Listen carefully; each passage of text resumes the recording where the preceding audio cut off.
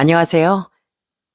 저는 가슴으로 낳은 자식들을 사랑과 정성으로 키웠던 60대 여자입니다. 저희 아들과 딸은 제가 재혼하며 만나게 된 의붓 자식이었어요. 저는 제 자신보다도 그런 아이들을 소중히 여기며 아끼고 사랑했죠. 하지만 내가 그렇게 온 마음을 다했다고 해서 모든 자식이 그 마음을 알아주는 건 아니더라고요. 전 그렇게 진심으로 보살피고 키운 아들에게 아주 큰 상처를 받게 됐었는데요. 그 아팠던 이야기를 지금 여기서 조심스럽게 꺼내보려고 합니다. 제 첫남편은 참 좋은 사람이었어요.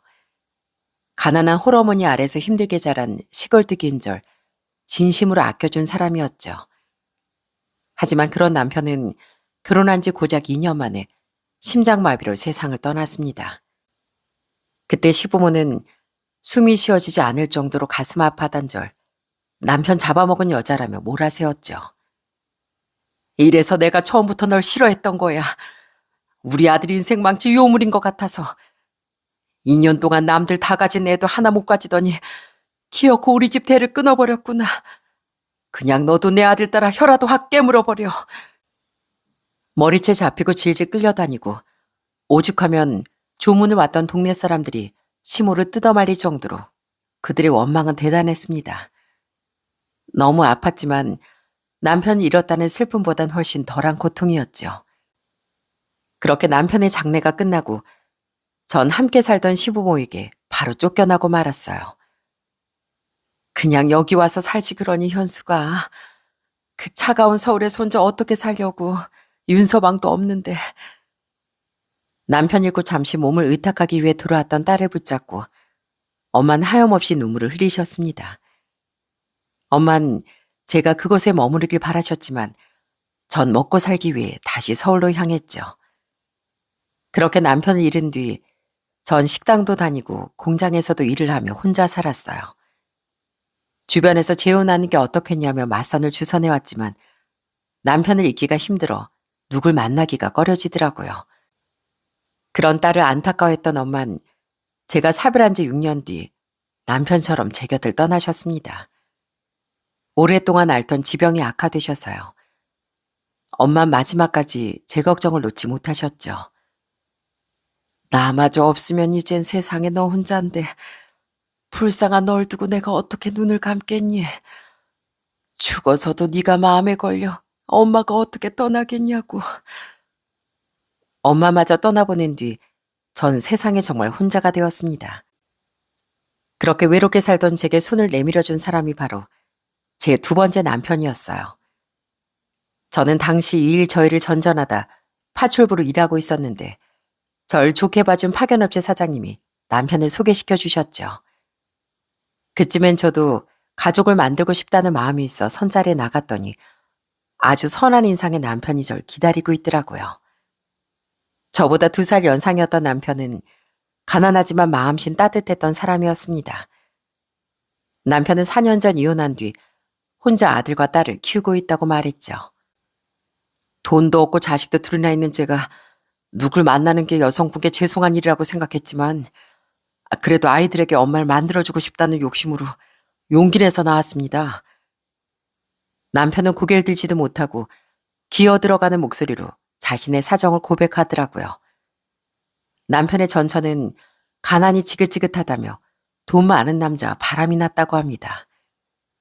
자기가 일하던 무려 12살 위의 사장과 바람이 나 이혼한 뒤 새 살림을 차렸다고 하더라고요. 어린 자기 자식들도 다 버리고서요. 그 뒤 남편은 혼자 3살 터울의 아들과 딸을 키웠는데 설상가상 당시 실직을 당해 급한 대로 공사 현장을 돌아다니며 돈을 벌고 있다고 말했죠.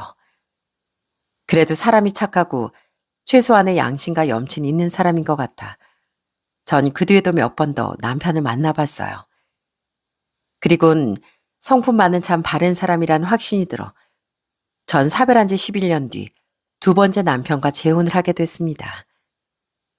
안녕 얘들아? 어머, 너희 뭐 먹니? 라면이요. 남편의 손을 잡고 조촐한 진가방을 든 채 처음 집으로 들어갔던 날, 전 깜짝 놀랐습니다. 당시 12살, 9살짜리 아들과 딸이 둘이서 라면을 끓여 먹고 있었거든요. 아무래도 일을 다니느라 남편이 잘 챙겨주지 못했는지 애들은 얼굴도 꾀지지하고 딸의 코엔 콧물까지 묻어 있더라고요. 남편은 민망해하며 말했어요. 아무래도 내가 집을 비우는 시간이 많다 보니까 둘이 라면 정도 끓여 먹더라고. 내가 음식을 잘 할 줄도 모르고 집에 이것저것 식재료 사다 놓을 형편도 안 돼서. 그 어린애들이 엄마 없이 혼자 집에서 밥을 챙겨 먹고 살았을 생각에 눈물이 앞을 가리더라고요. 어린 시절 엄마가 남의 집에 일하러 갔을 때 혼자 외롭게 집에 남아있던 제 모습이 떠올랐거든요.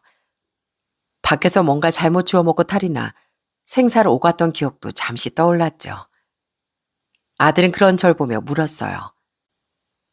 아줌마, 아줌마가 이제부터 우리 엄마 되어주신다는 분이세요?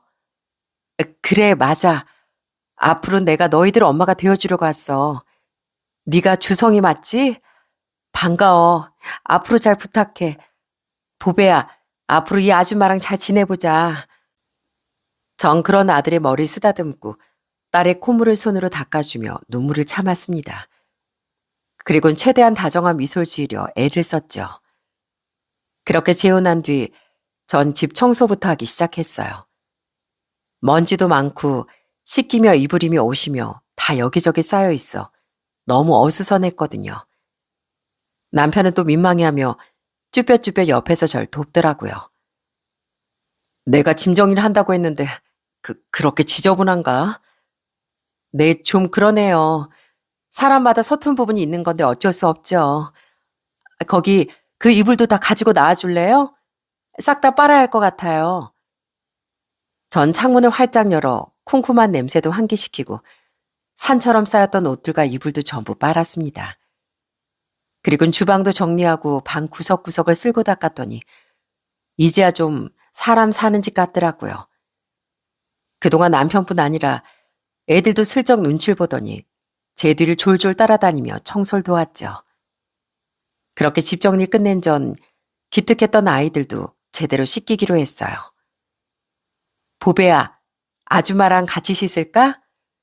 우리 보배 씻고 머리도 예쁘게 묶으면 너무 공주님 같을 것 같은데. 머리도 묶어주실 거예요? 아줌마가요? 그럼 오늘도 앞으로도 매일 아줌마가 묶어줄게. 아니다, 기준 씨. 아니, 여보. 우리 다 같이 목욕탕 가요. 당신은 주성이 묵은 때 좀 벗겨주고 오고 보배는 내가 시킬 테니까. 집만 깨끗해지면 되나요? 사람이 깨끗해야지. 가자. 그렇게 우린 진짜 한 가족처럼 사이좋게 목욕탕으로 향했습니다. 딸은 부끄러워했지만 그래도 씻겨주는 제 손길이 좋은지 찬방찬방 물장구도 치며 좋아하더라고요. 그리고 목욕이 다 끝난 뒤 전 가족들을 데리고 장을 보러 갔죠. 그리고는 최대한 알뜰하게 장을 봐서 거의 텅 비다시피 했던 냉장고를 꽉 채워 넣었어요. 한창 잘 자랄 나이 애들이 라면만 먹으면 써요. 얘들아, 앞으로 라면은 당분간 금지야. 대신 아줌마가 맛있는 거 많이 많이 해줄게. 제 말에 아이들은 머뭇거리다 슬그머니 미소를 짓더군요. 그리고는 제가 하나씩 사서 손에 쥐어준 아이스크림을 기쁜 듯한 표정으로 핥아 먹었죠. 그동안 외로웠던 아이들은 활기가 돌기 시작한 집 분위기가 싫지 않았던 겁니다.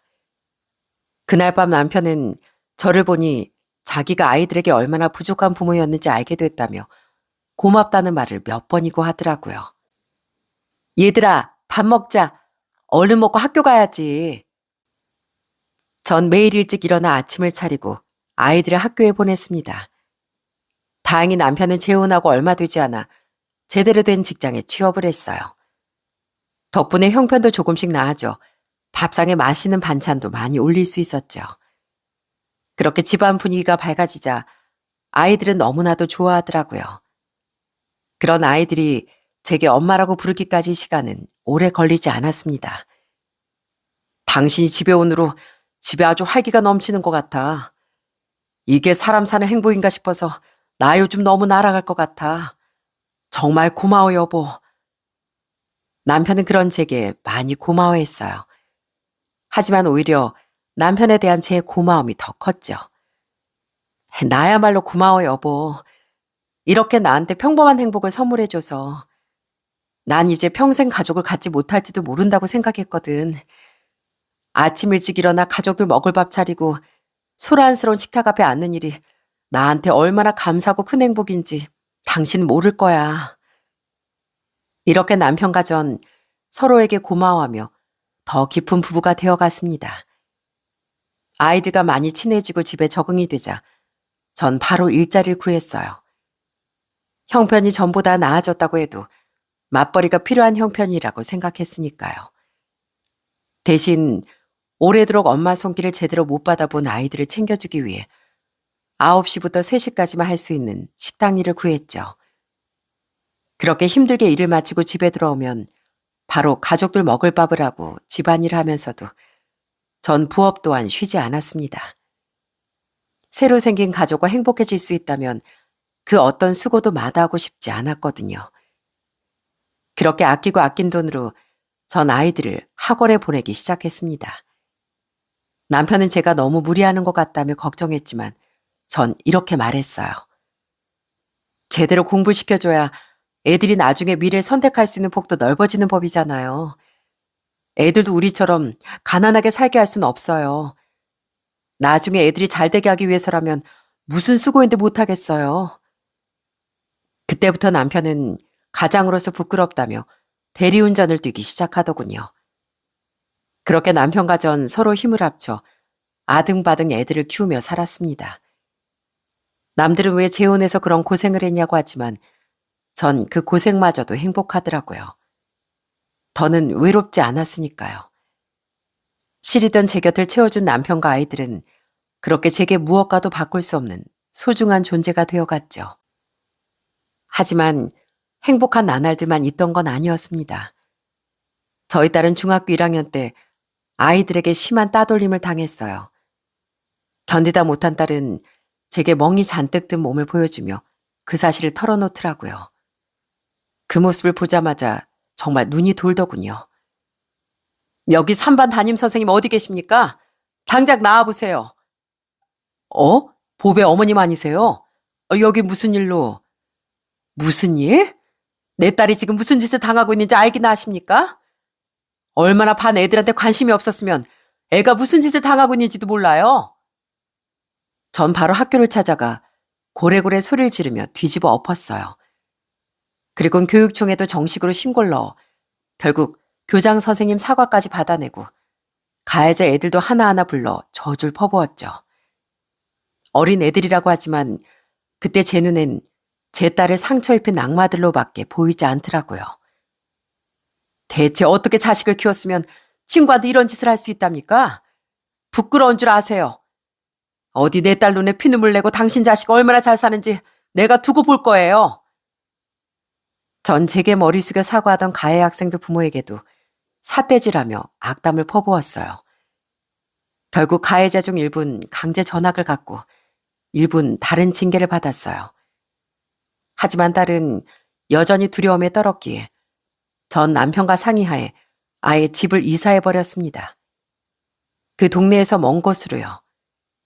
그리고는 딸도 그 동네로 전학시킨 뒤 없는 형편의 딸을 복싱장에도 등록시켰죠. 전 전학을 간다며 그나마 안심하던 딸에게 이렇게 말해줬어요.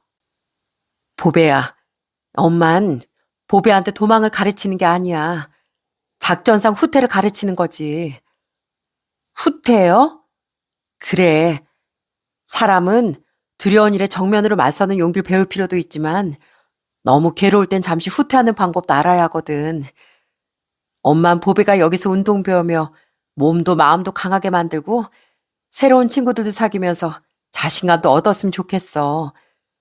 그렇게 강해진 뒤엔 언젠가 지금의 아픔을 똑바로 마주보고 서서 이겨낼 수 있는 강한 사람이 되길 바라고. 그래서 엄만 이사 결심한 거야. 엄마 말 무슨 말인지 알지? 엄만 우리 보배가 잘 이겨낼 거라고 믿을게. 그리고 언제든 마음이 힘들 땐 엄마한테 다 털어놓고 기대도 돼. 그 뒤 다행히 딸은 기특하게도 아픔을 잘 이겨내더라고요. 그런데 딸이 좀 괜찮아졌나 했더니 곧 아들이 말썽을 피우기 시작하더라고요.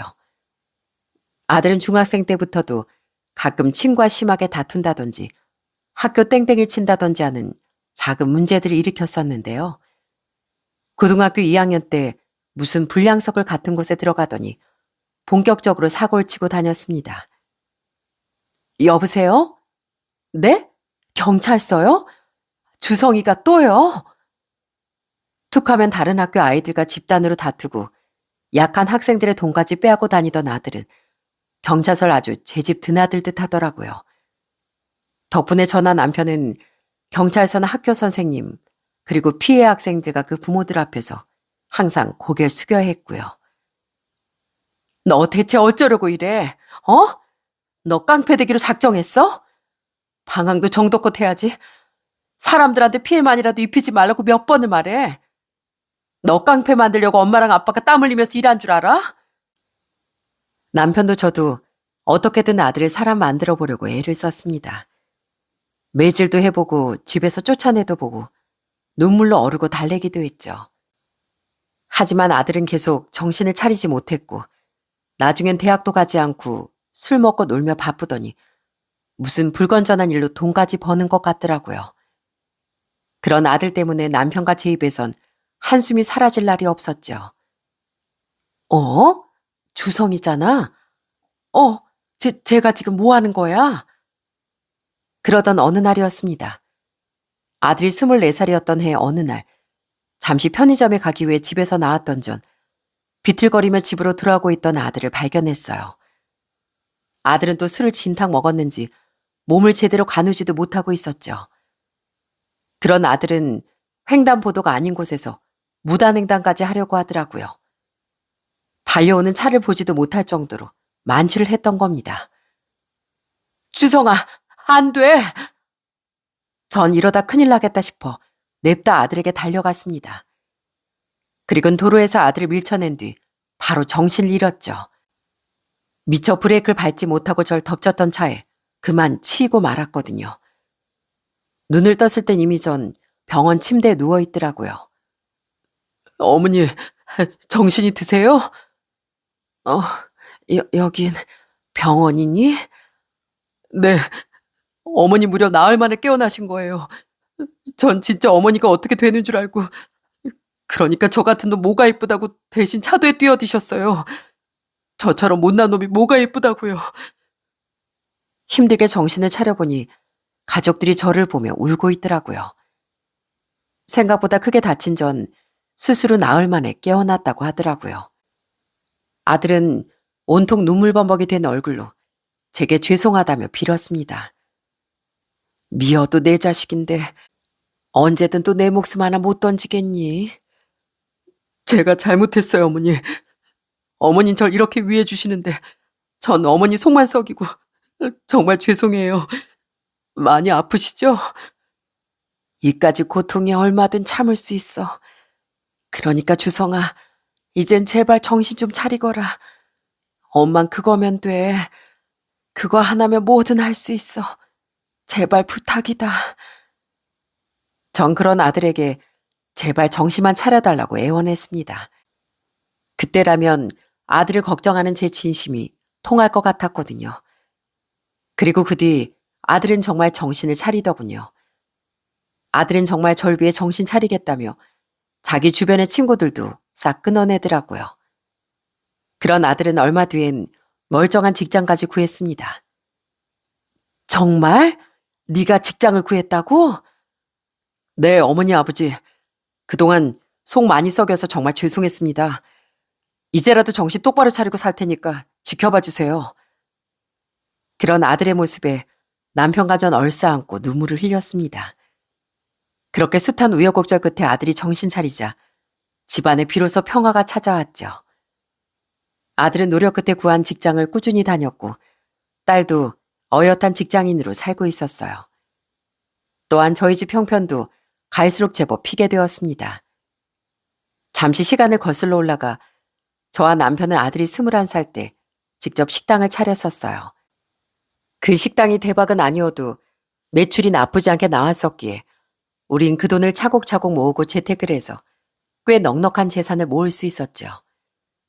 물론 떼돈까진 아니었지만 힘들게 살았던 우리 형편을 생각하면 우리 나름대로 많이 성공했다고 생각했어요.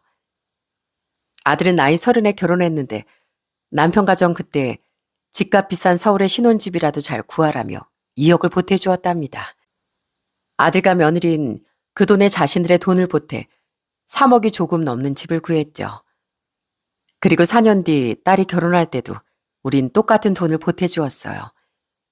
그랬기에 비록 이제 우리 수중에 남은 건 집과 적당한 노후 자금이 전부였지만 어쨌든 자식들에게 나중에 모든 걸 물려줄 생각이었으니 하나도 아깝지가 않더라고요. 장모님, 장인어른, 저희 왔습니다. 아유, 어서 오게 박서방. 아유, 그냥 둘이 알콩달콩 잘 살라니까 뭐하러 이렇게 자주 찾아와. 저희 알콩달콩 잘 살고 있습니다. 뭐하러 오긴요. 두 분 뵙고 싶어서 왔죠. 밖에 날이 좋더라고요. 나가서 드라이브 하실래요? 장모님 꽃 좋아하시잖아요. 우리 꽃 구경 가요. 제가 멋진 곳을 모실게요. 서인 정말 착한 사람이었습니다. 밝고 착한 성품이 딸과 아주 닮아 있었죠. 두 사람은 결혼 후에도 자주 저희 집에 놀러와 효도하려고 노력하더라고요. 결혼한 뒤 더 철이 든 딸은 괜히 제 손을 만지작거리며 이런 말을 하기도 했답니다. 내가 딸을 낳아보니까요, 엄마. 부모님 사랑이 얼마나 대단한 건지 새삼 더 느껴지더라고요. 이래서 사람은 결혼하고 자식을 낳아봐야 철이 든다고 하나 봐요. 특히 친자식도 아닌 저랑 오빠를 친자식보다 더 귀하게 키워주신 엄마를 생각하면 가끔 눈물도 막 나요. 엄마, 정말 감사하고 사랑해요.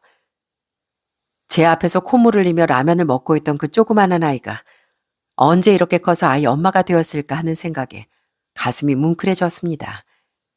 그리고 그런 딸 내외와 달리 아들과 며느린 저와 남편에게 큰 관심이 없었어요.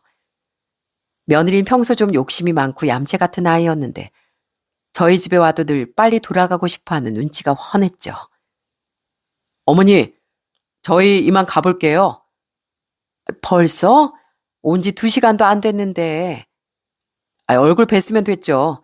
얼른 집 가서 쉬어야 저희도 내일 출근도 할 수 있고요. 그래, 알겠다. 얼른 가거라. 늘 외식하며 우리에게 밥을 얻어먹을 땐 빠지지 않고 오던 아들 내외는 볼일이 끝나면 후다닥 돌아가곤 했습니다. 어떻게든 우리에게 뭐라도 해주고 싶어 하던 딸 내외한 영 딴판이었죠. 며느리도 며느리지만 아들에게 서운하더라고요. 그런 그 애들이 유독 살갑게 굴 땐 무언가 부탁할 때뿐이었습니다. 어머니, 아버지, 저희가 이번에 친구들이랑 부부 동반 여행이 있어서요. 근데 애들은 다 두고 오기로 해서 저희 연우 이틀만 봐주시면 안 될까요? 부탁드려요, 어머님, 아버님. 저희가 올 때 기념품 사올게요. 제가 진짜 늘 감사해하고 있는 거 아시죠? 또? 너희들은 꼭 뭘 부탁할 때만 잘 찾아오는구나. 에휴. 에이, 저희가 언제 또 그랬다고 그러세요. 그냥 애 부탁드릴 때가 마땅치 않으니까 그런 거죠. 장인 장모님은 너무 멀리 사시잖아요. 그 애들이 가장 자주 하던 부탁은 하나뿐인 아들을 맡아달라는 부탁이었어요. 아들 내엔 부부 동반 여행이 있다, 친구 모임이 있다 등등 많은 핑계를 대며 애를 부탁하고 둘이서만 놀러 다녔죠. 그 흔한 수고비 한번 주지도 않고 고맙다면서 사오는 건 10,000원, 20,000원 정도의 과자 세트나 기념품 등이었어요. 서운했지만 그래도 어쩌겠습니까? 부모는 어쩔 수 없이 자식을 도와주고 싶은 법 아니겠어요? 그래서 우린 두말 없이 자주 손주를 봐주었습니다.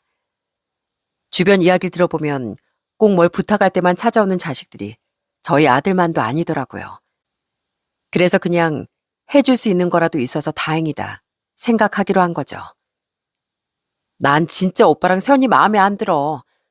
명절이나 엄마 아빠 생신 때도 매번 감사하다면서 주는 용돈은 꼴랑 10만 원. 아니면 딱 봐도 건성건성 고른 싸구려 선물뿐이잖아. 그게 감사한 거야? 나 같았으면 너무 감사해서 여행이라도 한번 보내드리겠다. 아휴, 그래도 이제 네 오빠 사고 안 치고 애미랑 둘이 잘 살잖니. 그거면 됐어. 우리한테 걱정 안 끼치는 것만으로도 우린 됐어. 딸은 그런 아들 내외를 별로 좋아하지 않았습니다. 딸은 원래도 자기 오빠를 별로 안 좋아했었어요. 하도 저와 남편의 속을 썩였으니까요. 남편은 그런 딸을 보듬으며 한숨을 쉬었죠. 그렇게 손주도 봐주고 남편과 장사도 하며 제 60대가 흘러갔습니다. 아들에게 종종 서운하긴 했지만 전 여전히 행복했어요. 과거 혼자였을 땐 상상하지도 못했던 평온한 나날에 전 늘 남편에게 고맙다고 말하곤 했죠. 남편은 그런 제게 웃으며 말했습니다. 여든이 되고 아니 될 때까지도 난 당신 손 꼭 붙잡고 다니면서 당신 옆에 있을 거야. 당신 항상 나한테 고맙다고 말했지만 당신은 나한테 은인이나 다름없어. 그러니까 우리 오래오래 서로한테 고마워하면서 늙어가자고. 그런 남편은 고작 70도 되기 전에 제 곁을 떠나고 말았습니다. 남편은 췌장암 사기 판정을 받은 뒤 고작 넉 달 만에 세상을 떠났죠. 한 번도 남편 없는 미래를 상상해 본 적이 없었는데 너무 절망스럽더라고요. 여보, 잘 가요. 그리고 다음 생엔 우리 좀 더 일찍 만나요. 이번 생에 고마웠던 것들, 내가 다 못 갚은 것들, 다음 생에 내가 다 갚으면서 살게요. 남편 없이 혼자 남은 텅 빈 집은 너무 고요하고 쓸쓸하더군요. 그렇게 홀로 남은 절 걱정해 자주 찾아와 준 사람은 딸과 사이였습니다. 두 사람은 아예 제게 합가를 권했어요. 하지만 전 고개를 저으며 거절했죠. 아유, 괜찮어. 나 아직 젊어. 충분히 나 혼자 살 수 있어. 제 거절에 못내 아쉬워하던 딸 내외는 1, 2주에 한 번씩 손녀를 데리고 찾아와 절 챙겨주더라고요. 반면 아들과 며느리도 절 걱정하는 척은 했지만 그거 말뿐이었습니다. 두 사람은 여전히 집에 잘 찾아오지도 않았고 어쩌다 찾아와서 하는 말을 들어보면 역시나 김치를 달라거나 손주 부탁뿐이었거든요. 어느 날 저희 집에 와 있던 딸은 그런 자신의 오빠를 보며 크게 화를 내더라고요. 정도껏 좀 해. 이제 미리 연락도 없이 애를 데리고 와서 봐달라고 부탁하냐? 엄마가 무슨 타가소인 줄 알아? 그래도 제가 계속 손주를 봐주었던 건 놀러 다니기 좋아하는 자기 부모에게 짐 취급당하던 손주가 불쌍해서였어요. 하지만 아들과 며느리에겐 화가 나 몇 번이고 꾸지람을 했죠. 부모를 만만하게만 보는 것 같아서요. 그런 아들 내외는 어느 날엔 절 찾아와 이젠 돈 이야기까지 꺼내더라고요.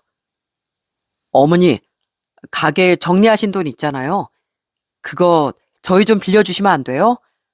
저희가 좋은 투자처를 알고 있는데요. 거기 투자만 하면 수익률이 장난 아니래요. 거기 저희가 대신 투자해서 몇 배로 불려드릴게요. 웬일로 연우 부탁 안 하나 했더니 오늘은 돈 부탁이냐? 난 이미 쓸 노후자금 충분하다. 그러니까 그만 돌아가거라. 에이, 어머니, 그러지 마시고요. 저도 그 돈 좀 빌려서 인생 떵떵거리면서 살아보고 싶어서 그래요. 네? 당시 전 남편이 떠난 후 가슴이 아파 함께 운영하던 가게를 정리했었습니다. 그날 아들 내외는 제게 그 돈을 빌려달라고 했던 거예요. 들어보니 다급한 일도 아니던데 아들 내외는 끝까지 질기게 굴더군요. 결국 저도 화가 나 소리를 질러버렸죠. 정도껏 좀 해라. 내가 싫다는데 대체 왜 이러니? 아니, 어차피 그거 나중에 다 저 물려주실 거 아니에요? 그거 미리 저 위해서 좀 쓰겠다는데 꼭 그렇게 거절하셔야겠어요? 좀 서운하네요. 서운? 서운은 내가 해도 몇 배 더하다. 제대로 된 효도 한번 한 적 없는 녀석이 어쩜 그렇게 나한테 주는 거라곤 부탁밖에 없어. 그 돈이 어떤 돈인데 잘못 투자했다 날리기라도 하면 어쩌려고. 내가 결혼할 때 2억이나 도와줬잖아. 그러면 된 거 아니냐? 꼴도 보기 싫으니까 둘 다 당장 나가. 그리고 나한테 2번 다시 모두 부탁할 생각하지 말고. 그날은 너무 괘씸해 전 두 사람을 쫓아내버렸습니다. 그 뒤 아들과 며느리는 죄송하다는 연락을 해오긴 했지만 한동안 그 괘씸함은 풀리지 않더라고요. 그렇게 2달 정도 지났던 어느 날 아들은 제게 전화를 걸어 또 손줄 부탁하고 싶다고 하더라고요. 너 아주 내가 우습구나, 어? 그렇게 잘못했다고 하더니 또 나한테 애를 부탁한다고? 그것도 이번에 너희 집으로 가서 애를 나으리나 봐달라고? 어머니, 이번이 진짜 마지막이에요. 아시잖아요. 저희 집사람 이번에 드디어 취업한 거요. 애 키우느라 일 그만두고 나서 처음 취업한 건데 앞으로 회사 다니고 적응하느라 얼마나 힘들겠어요. 회사 다니면 여행 다니기도 힘드니까 진짜 마지막이다 생각하고 일본 다녀오려는 거예요. 마음 같아선 연우도 데려가고 싶은데 애는 학교 가야 하잖아요. 그리고 애 학교 다니려면 어머니 집에서 왔다 갔다 하기 힘드니까 이번만 저희 집에 좀 와 계셔달라는 거고요. 어머니, 저희가 전엔 정말 잘못했어요. 이번이 진짜 마지막이라고 생각하고 한 번만 도와주세요. 아들은 구구절절 사정을 설명하며 이제 막 초등학교 입학했던 손주를 부탁하더라고요. 정말 마지막이라는 말에 저 또한 마지막이란 생각으로 결국 손주를 봐주러 가게 됐습니다. 자식 이기는 부모 없다더니 제가 딱 그 꼴인 것 같다 한숨이 나오더군요. 정말 감사해요, 어머니. 저희가 돌아올 때 꼭 기념품 사올게요. 필요 없으니까 이번이 마지막이라는 것만 확실히 해둬라. 알겠니?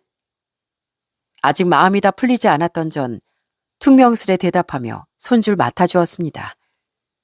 그래도 절 잘 따르던 손주와는 그 며칠 내내 즐거운 시간을 보냈죠. 워낙 어릴 때부터 제가 자주 돌봐주어 손주와 제 사이는 꽤나 각별했거든요. 그런데 아들과 며느리가 돌아오기로 한 날 갑자기 손주가 이상한 말을 하더라고요. 할머니, 왜 난 할머니가 두 명이에요? 어? 친할머니, 외할머니 말하는 거니? 아니요. 외할머니 말고 그냥 친할머니요. 엄마랑 아빠가 그 할머니가 진짜 저희 할머니라면서 어떤 할머니를 만나게 해주셨거든요. 오늘도 그 진짜 할머니랑 일본 여행 간다고 하시던데요? 손지의 뜬금없는 말에 전 황당함을 감추지 못했습니다. 대체 이게 무슨 말인가 싶어 전 손지에게 이것저것 더 묻기 시작했어요. 할머니가 무슨 말인지 잘 모르겠는데 연우가 더 자세히 좀 말해줄래? 그 할머니는 돈도 많고 아빠 친엄마니까 저한테 이제부터 그 할머니를 진짜 할머니라고 부르라고 했어요. 그리고 여기 할머니는 그냥 일하는 사람이고 호구를 해요. 진짜 제 친할머니도 아니니까 함부로 해도 된다고 했어요. 뭐? 친엄마? 나한테 호구라고 했다고? 네, 그 호구 파출부래요. 할머니는 전에 파출부를 일해봐서 애도 잘 봐주고 반찬 부탁하면 반찬도 맛있게 만들어준다고요. 그리고 막 호구라서 계속 뭐든 부탁하면 결국엔 들어줄 거라고 엄마랑 아빠가 웃었어요. 근데 할머니, 호구는 나쁜 뜻 아니에요? 학교 선생님한테 여쭤보니까 그런 말 쓰는 거 아니라고 하시더라고요. 너무 기가 막혔던 전 소파에 털썩 주저앉았습니다. 아들이 친엄마라는 말을 듣는 순간 머릿속에 누군가의 존재가 스치더라고요. 바로 자식들 다 버리고 도망간 뒤 한 번도 애들을 찾아오지 않았던 애들의 친모였죠. 그러니까 손주의 말을 정리해보면 아들 외엔 아들의 친모를 손주에게 진짜 할머니라고 소개하며 전 호구 취급을 했던 거더라고요. 그동안 아들은 저 모르게 친모를 만나고 있었던 겁니다. 그날도 아들은 저에게 손주를 맡긴 뒤 친모를 데리고 여행을 떠났던 거예요. 전 믿지 못할 사실에 손주에게 한 번 더 물었어요. 정말 연은의 아빠 친엄마랑 여행 간다고 했어? 오늘? 네. 사실 진짜 할머니에 대해서 할머니한테 절대 말하지 말라고 했는데요. 전 할머니가 세상에서 제일 좋거든요. 그래서 비밀 만들기 싫었어요. 엄마, 아빠랑 그 할머니는 배운 것도 없고 가진 것도 별로 없는 할머니가 우습고 한심하다면서 맨날 흉봐요. 전 할머니 흉보는 그 할머니도 엄마, 아빠도 믿고 싫어요. 애들이 뭘 안다고 그런 거짓말을 지어내겠습니까? 저는 손주의 말이 모두 진실임을 깨닫고 서럽게 눈물을 터뜨렸어요. 그동안 아들 때문에 마음고생했던 일, 아들을 위해 도로에까지 뛰어든 일들이 파노라마처럼 스쳐 지나갔죠. 대체 전 뭘 위해 아들에게 그 많은 사랑을 퍼부었나 싶어 너무 분하고 서럽더라고요. 전 눈물을 닦으며 딸에게 전화를 걸었습니다. 그리곤 친모에 대해 물었죠. 보배 너 엄마한테 숨길 생각 마라. 주성이가 에이미랑 같이 자기 친모 만나고 있는 것 같던데 너도 그러고 있니? 걔가 연우한테 난 그냥 만만한 호구 팥줄 보고 그 여자가 진짜 엄마라고 했다더라. 너도 날 그렇게 생각했니? 어? 네? 오빠가 얘한테 그런 말을 했다고요? 진짜 미친 거 아니에요? 엄마 지금 우세요? 그럼 내가 그런 얘기를 듣고 눈물이 안 나겠니? 지금도 걔들 나한텐 자기들 집 와서 애 봐달라고 해놓고 친모란 여자랑 여행 갔다더라. 엄마, 전 절대 오빠랑 달라요. 실은 엄마가 오해하실까봐 말 안 했었는데 저한테도 친모한테서 연락이 오긴 했었어요. 한 반년 전쯤에요. 그동안 한 번도 안 찾아왔던 주제에 이제 와서 부모 자식으로 서로 위해주면서 살자고 하더라고요. 들어보니까 3년 전에 그 늙은 남편 먼저 죽고 그 집 자식들한테도 외면당했대요. 그래서 이제와 우리가 생각났다는 거예요. 자기 아쉬워서 이제야 절 찾은 여자를 제가 왜 받아줬겠어요. 가난 때문에 자식들 다 버리고 도망갔던 여자를요. 애들이 친모는 자신에겐 남편이 남긴 막대한 재산이 있다며 앞으로 그걸 모두 아들과 딸에게 물려주고 싶다고 말했다더군요. 돈으로 자식들의 환심을 사려고 한 거죠. 딸은 고맙게도 돈의 유혹을 뿌리치고 딱 잘라 거절했다고 하더라고요. 반면 아들은 딱 보니 친모의 유혹에 넘어갔던 겁니다. 딸은 울고 있는 제가 걱정된다며 바로 저에게 달려왔더라고요. 딸의 얼굴을 보니 서러웠던 마음이 북받쳐 다시금 눈물이 흐르더군요. 딸과 사인 그런절 안아주며 위로했죠. 엄마, 울지 마세요. 황주성 그놈은 진짜 사람도 아니에요. 엄마가 우리를 어떻게 키워주셨는데요.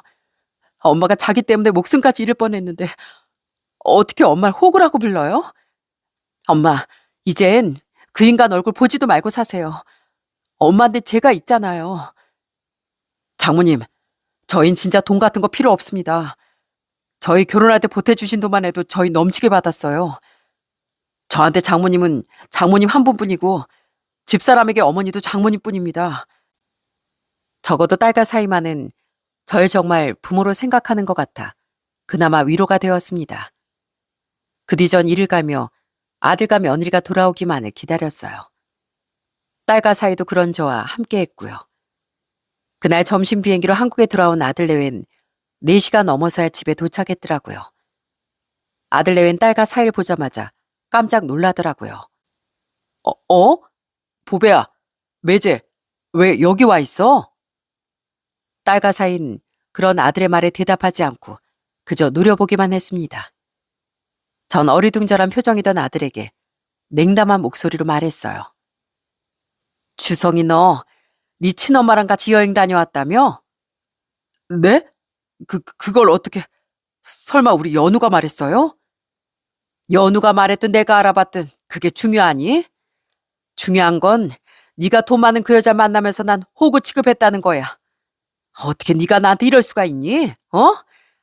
어떻게 그래도 자식이라고 널 위해주던 내 마음을 짓밟고 없인 여길 수가 있냐고. 에이미 너도 똑같은 애다. 맨날 뭐 부탁할 때만 살살거리더니 뒤에서 날 아주 우습게 여기고 있었구나. 아들과 며느린 제 말에 당황한 표정을 짓더라고요. 전 그때 아들이 사과라도 할 줄 알았습니다. 그런데 아들은 이내 표정을 굳히더니 오히려 뻔뻔스럽게 짝이 없는 태도로 나오더라고요. 그래요. 제가 친엄마 좀 만나고 있었어요. 그게 왜요? 내가 나 낳아주신 엄마 만나겠다는데 무슨 참견이냐고요. 그리고 따지고 보면 어머니 저랑 그냥 남남이 사이인데 제가 뭐 어머니 안 보는 데서까지 좋은 말을 해야 됩니까? 안 보는 데서 나라님 욕도 한다는데 그냥 우리끼리 우스갯소리를 한 말 가지고 뭐 그렇게 난리세요? 뭐 남남? 그런 아들의 태도에 가슴 깊숙한 곳에서 분노가 치밀어 오르더군요. 전 괘씸한 마음에 아들에게 다가가 냅다 뺨을 후려쳐 버렸습니다. 내가 너한테 어떻게 헌신하면서 살았는지 알면서 다 키워놓으니까 뭐가 어쩌고 어째? 나 아니었으면 넌 분명 지금 사고치다 어디 감방에서 뒹굴고 있었을 거다. 아니면 아이 그때 황천길로 가게 됐을지도 모르지. 근데 그런 난 호구 취급하면서 뒤늦게 외로워서 나타난 친모한테 찰싹 붙어? 네가 그러고도 사람이야? 예, 키워주신 거 감사하죠. 근데 어머니도 우리 아버지 덕에 행복했잖아요. 그럼 쌤쌤이죠. 그리고 감사한 게 뭐 밥 먹여줍니까? 어머니 고작 가게 판 돈도 나한테 주기 아까워했잖아요. 집 빼고 노후 자금에 가게 정리한 돈 다 합치면 뭐 1억은 되세요? 기껏해야 2억? 제 친엄마는요, 2억 정도 껌값으로 느껴질 정도로 돈이 많다고요. 그렇게 돈도 많고 내 친엄마이기까지 한 사람이 좋지. 그럼 뭐 가진 것도 없는 남인 어머니가 더 좋았겠어요? 그래도 키워주신 정 생각해서 그나마 찾아뵙고 살았는데 정말 너무하시네요. 아들은 맞은 게 분했는지 도끼 눈을 뜨며 악을 썼습니다. 며느리는 옆에서 굳은 표정으로 눈치만 보고 있었죠. 전 그런 아들과 며느리에게 차갑게 말했어요. 고작 돈 가지고 날 무시할 자식이라면 그냥 없는 이만 못하구나. 키워주신 정? 껌값? 고작 이 정도 못난 인간이 된 널 위해 허비한 내 인생이 아깝다. 네가 잘한 거 하나 없었어도 그래도 난 널 자식으로 생각하고 여기까지 달려와 애를 봐줬다.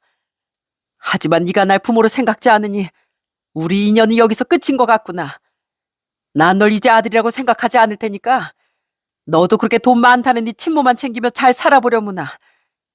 애미 너도 내가 마지막으로 한마디 해주마. 너도 주성이 저놈도 언제가 날 우습게 여기고 업신여긴 죄 고스란히 돌려받게 될 거야. 배은망덕한 것들 같으니라고. 저는 엉엉 울던 손줄 뒤로 한 채 딸과 사위와 함께 그 집을 나왔습니다. 아들은 그런 제 뒤통수에 대고 끝까지 이렇게 비아냥댔어요. 아, 예. 저도 아쉬울 거 없네요. 나중에 어디 아파서 부양해달라고 찾아오지나 마세요, 아줌마. 야, 황주성. 너 그 입 닥쳐. 앞으로 우리랑 엄마 눈에 띄기만 해봐. 넌 이제 내 오빠도 아니고 인간도 아니야. 이 벌레만도 못한 놈아. 딸은 그런 아들에게 문을 닫기 전 악담을 퍼부어주더군요. 그리고 딸과 사인 크게 상처받은 절 집까지 데려다주고 한동안 절 정말 많이 챙겨주며 걱정해 주었죠. 그 뒤 전 아들 내외와 연락을 뚝 끊었습니다. 아들에게서도 아무런 연락이 없었고요. 그런데 약 1년 뒤 어느 날 아들을 엉엉 울며 집 앞으로 절 찾아왔더군요. 집으로 돌아오던 절 발견한 아들은 사람들 이목도 신경 쓰지 않고 달려와 제 앞에 무릎을 털썩 꿇더라고요. 갑자기 왜 이러니? 어머니, 제발 저 좀 살려주세요. 제발 저 한 번만 도와주세요. 제발 도와달라며 울음을 터뜨린 아들은 그동안 일어났던 황당한 일에 대해 이야기해 주더군요. 아들의 친모는 저와 아들이 연을 끊은 지 얼마 되지 않아 아들에게 웬 금융투자를 권유했다고 합니다. 거기 한 1억만 넣으면 한 달에 수익률이 꽤 된다고 하더라고요. 바로 나오는 건 아니고 6개월 정도 묵혀놓으면 그 뒤부터 수익이 20%나 나온다는 거예요.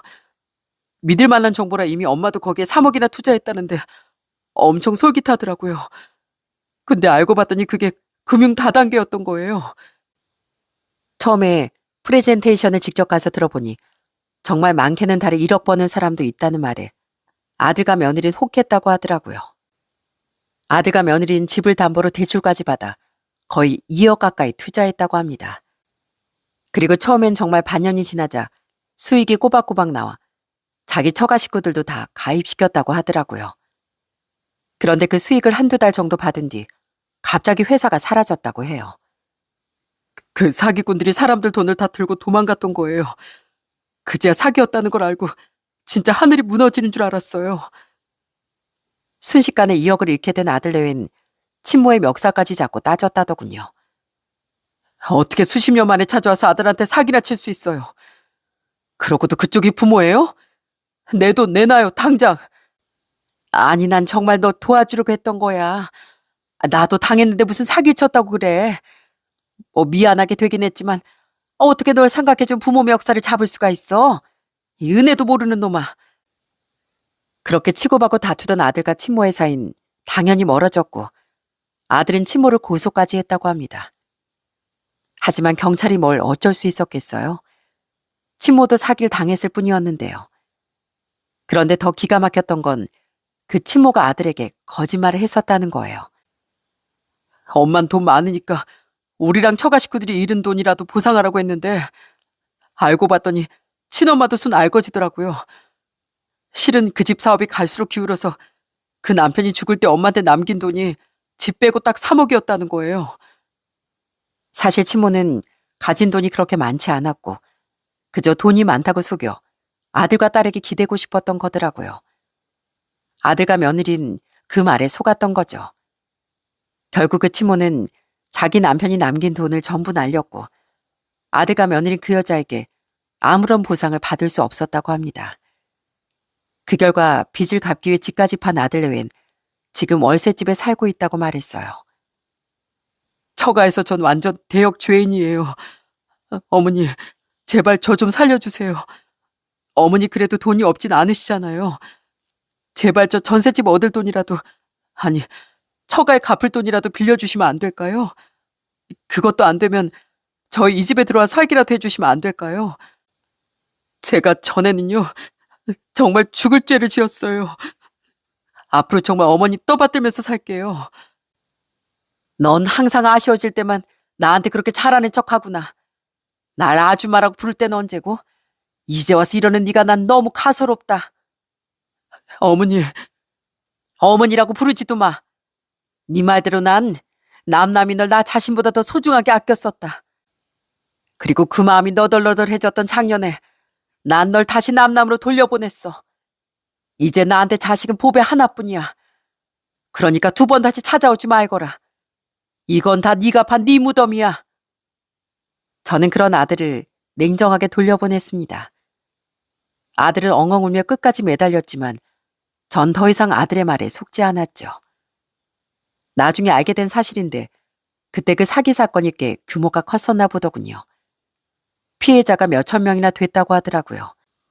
의사 같은 전문직부터 시작해 학교 선생, 대학 교수 같은 사람들도 많이 당했다는 걸 보니 정말 사기라는 게 치밀하고 무섭구나 싶더라고요. 결국 자기 무덤을 자기 손으로 판 아들과 며느린 그로부터 얼마 안 돼 이혼까지 했다고 합니다. 며느린 애를 두고 친정으로 가버렸다고 하고요. 그 뒤 아들은 손주를 저희 집 앞에 버리고 도망갔습니다. 둘 다 참으로 한심한 부모가 아닐 수 없었죠. 아들은 제가 수십 통이나 전화를 걸자 그제야 전화를 받았는데 도저히 자신의 상황에서 혼자 아이를 키우기가 힘들 것 같아 그런 짓을 했다고 말하더군요. 전 그 실망스러운 녀석에게 호통을 쳤죠. 아무리 힘들어도 그렇지 부모가 자식을 버려? 그래, 우리 불쌍한 연우 내가 걷어서 평생 키워주마. 다만 넌 두 번 다시 내 앞에도 연우 앞에도 나타나지 말어. 알겠어? 그렇게 전 손주를 데리고 살게 됐습니다. 자신을 버린 부모에게 상처를 크게 받은 손주는 한동안 많이 힘들어했어요. 저는 그런 손주의 마음을 치료해주려 딸의 도움을 받아 아동 심리상담센터에 데리고 다니고 사랑으로 보듬어주며 살았죠. 딸 내에도 많이 도와주어 다행히 손주의 상처엔 점점 새살이 돋아나기 시작했습니다. 그렇게 손주는 지금 벌써 4학년이 되었고 다행히 예전의 웃음을 모두 되찾은 상태입니다. 그리고 전 지금 딸 내와 손녀와 모두 함께 살고 있어요. 제가 손주를 맡게 된 뒤 딸 내외는 더는 절 혼자 살게 둘 수 없다며 제발 합가를 하자고 부탁했거든요. 아빠 돌아가시고 오빠 때문에 상처까지 받은 엄마가 걱정돼서 요새 저 잠도 잘 못 자요. 게다가 이젠 연우까지 어떻게 힘들게 혼자 키우시려고 해요. 엄마, 제발 이젠 저희랑 같이 사세요. 엄마가 저 걷어주시는 애 이젠 제가 갚으면서 살게요. 그런 딸과 사이 부탁에 결국 합가를 한 전 지금 두 사람 덕에 행복한 나날을 살아가고 있습니다. 물론 아직도 아들을 생각하면 가슴이 이루 말할 수 없이 미어지곤 해요. 부디 제발 어디선가 이젠 정신을 차려길 바라고도 있죠. 하지만 아직 아들을 용서하긴 힘들어 전 아들을 가슴에 묻고 우선은 그저 손주를 키우는 데만 집중하며 살아가려고 합니다. 솔직히 아이들이 제 친자식은 아니었기에 전 제 배 아파가며 아이를 낳는 고통은 모릅니다. 하지만 전 제 아이들을 제 자신보다 더 소중하고 귀하게 여기며 키웠다곤 자신할 수 있어요. 비록 부족함이 많았더라도 그 사랑엔 한 점 부끄러움이 없죠. 그리고 그런 제 마음을 고작 돈 때문에 업신여긴 아들을 전 끝내 용서할 수 없었어요. 아무리 절 실망시켰어도 너른 마음으로 품으려고 했건만 저도 어쩔 수 없는 사람이더라고요. 저는 제 아들처럼 부모의 마음과 희생을 너무 당연하게 여기고 소중하게 생각하지 않는 자식들에게 한마디 해주고 싶습니다. 세상에 당연한 건 없다는 말을요. 그러니 있을 때 소중히 여기지 않는다면 결국 남는 건 처절한 외로움과 후회뿐임을 잊지 마시길 바랍니다. 그럼 전 여기서 이만 사연을 마쳐보겠습니다. 끝까지 들어주신 모든 분께 늘 좋은 일만 가득하시길 바라겠습니다.